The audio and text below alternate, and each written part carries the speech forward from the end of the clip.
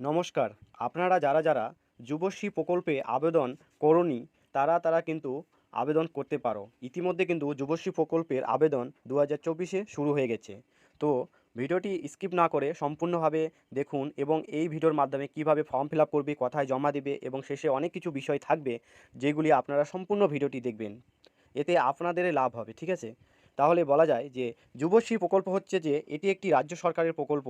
যারা যারা এখন পর্যন্ত চাকরি পায়নি, যারা অ্যাকচুয়ালি বেকার, তাদের জন্য একটি সরকার থেকে বেকার ভাতা বা যুবশ্রী প্রকল্পের মাধ্যমে প্রত্যেক মাসে মাসে 1500 টাকা করে দেওয়া হয়। যেমন মেয়েরা লক্ষ্মী ভাণ্ডারের মতন 500 টাকা করে পায়, সেরকম ছেলেদের বেকার ভাতা হিসাবে 1500 টাকা করে দেওয়া হয়। আর এটি আগে কিন্তু অফলাইনে হতো, তাই সরকার এখন অনলাইনে করে দিয়েছে। তাই আপনি যদি অনলাইনে ফর্ম ফিল আপ করতে চান, তাই আপনি সম্পূর্ণভাবে আমার এই ভিডিওটি দেখো এবং কি কি ডকুমেন্টস লাগবে, কত কী কী লাগবে সব কিছু কিন্তু ডিটেলসে বলে দেবো। তাহলে চলো বন্ধুরা, কথা না বলে ফর্মটি ফিল আপ করা হোক। এবং তোমাদের মধ্যে একটা রিকোয়েস্ট, যারা নতুন আছো তারা চ্যানেলটিকে সাবস্ক্রাইব করো, এতে আমি আরও নতুন নতুন ভিডিও দিলে তোমরা দেখতে পারবে আর আমাদেরও একটু ভালো লাগবে।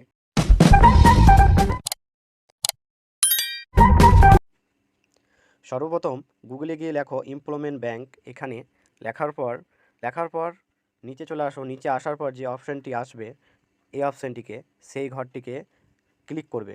ক্লিক করার পর এরকম করার পর একটি পেজ খুলবে। পেজ খোলার পর উপরে যে অ্যাডটি আছে, এই অ্যাডটির এই জায়গায় ক্লিক করবে। ক্লিক করার পর দেখবে অটোমেটিক অ্যাডটা সরে যাবে। সরে যাওয়ার পর এটা দেখো আমাদের পশ্চিমবঙ্গ রাজ্য সরকারের যেই এমপ্লয়মেন্ট ব্যাংক অর্থাৎ যুবশ্রীর অফিসিয়াল ওয়েবসাইট, সেটা। এখানে আসার পর আমরা এবার অ্যাপ্লাই করব কিভাবে সেটা একটু দেখে নাও। সর্বপ্রথম এই যে জব সিকার যে কথাটি আছে, দেখছো এখানে লেখা আছে, সেখানে একবার টাচ করো। টাচ অর্থাৎ ক্লিক করো। ক্লিক করার পর নিচে স্ক্রল করে চলে আসো। চলে আসার পর এখানে অনেকগুলি কথা বলা আছে, সেখানে না পড়লেও চলবে, যদি পারো তো পড়ো। তারপরে নিচে যে বক্সটি আছে দেখো, একটু স্ক্রল করে আসো। এরপর দেখো একটা ছোট্ট বক্স আছে, সেই বক্সটিকে এভাবে ক্লিক করো। ক্লিক করার পর অ্যাকসেপ্ট দ্য কন্ডিশন লেখা আছে এই ঘরটিতে, সেখানে একবার টাচ করো। টাচ করার পর এভাবে ফর্মটি খুলে যাবে। সেই ফর্মটা খোলার পর এটা দেখো এখানে অনেক কিছু কথা বলা আছে, সেগুলো একটু দেখে নাও। যেসব ডকুমেন্টস তুমি আপলোড করছো সেগুলো 20 থেকে 100 কেবির মধ্যে কিন্তু আপলোড করতে হবে। সেখানে নেম, ডেট অফ বার্থ, যেমন মাধ্যমিকের অ্যাডমিট, এমপির সার্টিফিকেট অর্থাৎ মাধ্যমিকের certificate, translate certificate, birth certificate, proof of resident হিসাবে ration card, ID card, passport, Aadhaar card, caste certificate. আর যদি তুমি জেনারেল অ্যাপ্লাই করো তাহলে কাস্ট সার্টিফিকেট লাগবে না। আর যদি ওবিসি বা এসসি বা এসটি করো তাহলে কাস্ট সার্টিফিকেট লাগবে। ফিজিক্যাল চ্যালেঞ্জের জন্য তোমাদের যদি হ্যান্ডিক্যাপ হও তাহলে তোমাদের ফিএইচ সার্টিফিকেট বা ফিজিক্যাল হ্যান্ডিক্যাপ সার্টিফিকেটটি, যেটা রাজ্য সরকারের হসপিটাল থেকে দেয়, সেটা লাগবে। এবং এডুকেশন কোয়ালিফিকেশন মাস্ট, যদি তোমাদের যদি 8 পাস, 9 পাস, মাধ্যমিক, উচ্চ মাধ্যমিক, college, BA pass, MA pass তাহলে থাকে, তাহলে সেই সার্টিফিকেটগুলো এখানে কিন্তু লাগবে। তাহলে নিচে দেখো, এখানে দেখো ফর্মটি আছে সম্পূর্ণভাবে। এবার চলো ফর্মটি কীভাবে ফিল আপ করবো সেটা দেখে নাও। প্রথমে নাম, তারপরে বাবার নাম, তারপর স্বামী বা স্ত্রীর নাম, তারপরে তুমি ছেলে না মেয়ে এখানে, তারপরে জাতি, তারপর ধর্ম, কী কী আছে ধর্ম, যে উপরে যে ব্যানারটা দেখছো এখানে সব ডিটেলস পেয়ে যাবে। তারপর তুমি যদি বিবাহিত তাহলে তো বিবাহিত দিতে পারবে, আর যদি তুমি না বিয়ে করো তাহলে আনম্যারেজ দিতে পারবে। তারপর এখানে ডেট অফ বার্থ, তারপর প্রতিবন্ধ হয় কি হয় না, তুমি যদি শারীরিক প্রতিবন্ধ তাহলে এস করবে, আর যদি না করো তাহলে না করবে, কিন্তু এস করলে তোমাকে কিন্তু সেই সার্টিফিকেটে লাগবে। তারপর এইদিকে চলে আসো যে ঠিকানাটা সব কিছু, নাম, গ্রামের নাম বা শহরের নাম, পিন নম্বর, যত কিছু আছে সব কিছু এই ঘরটার মধ্যে লিখতে হবে। তারপর ডিস্ট্রিক্ট, কোন জেলা থেকে করছো, ধরো কলকাতা থেকে করলে কলকাতা, মালদা থেকে করলে মালদা। তারপর এই ঘরের মধ্যে পিন নাম্বার করার পর নিচে পিন, এখানে দেখো এক্সচেঞ্জ অফিস অর্থাৎ যুবশ্রী অফিস যেটা, সেখানে এখানে দেখো পেয়ে যাবে। পেয়ে যাওয়ার পর সেটা হবে, সেটাকে টাচ করে ক্লিক করে দেবে। করার পর এখানে মোবাইল নম্বর, নিচে চলে আসো ইমেল আইডি আসার পরে এখানে আধার কার্ড নাম্বার মাস্ট, আধার কার্ড নাম্বারটা দিবে।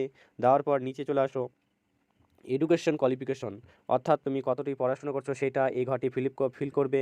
এখানে তোমার বোর্ডের নাম সব কিছু দিবে।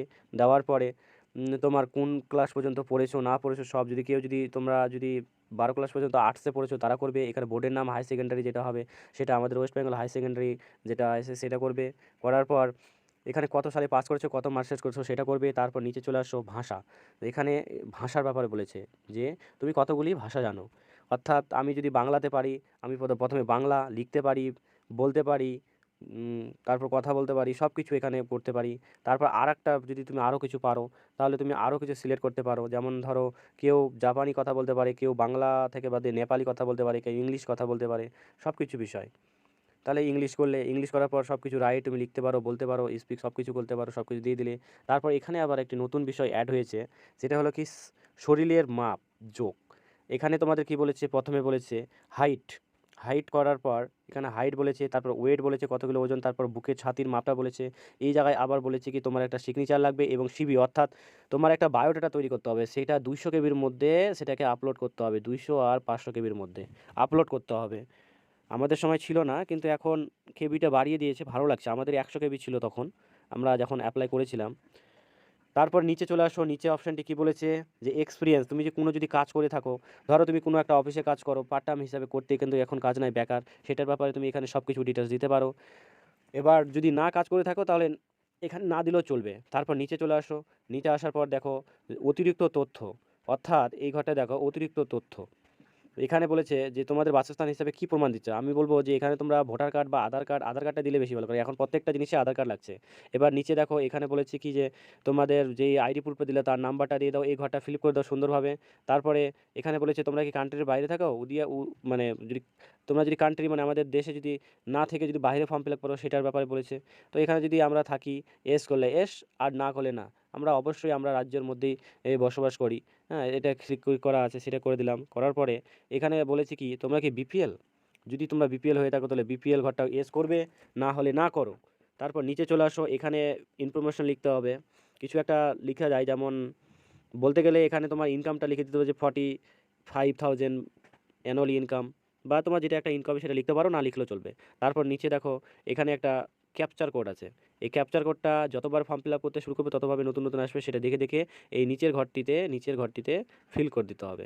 ফিল করার পর এই যে এখানে দেখো দুইটি বক্স আছে, সেই বক্স দুটিকে এভাবে ক্লিক করো। ক্লিক করার পরে সাবমিট যে অপশানটি আছে, সেই সাবমিট অপশানটা যখনই তুমি টাচ করবে সাবমিটে হয়ে যাবে।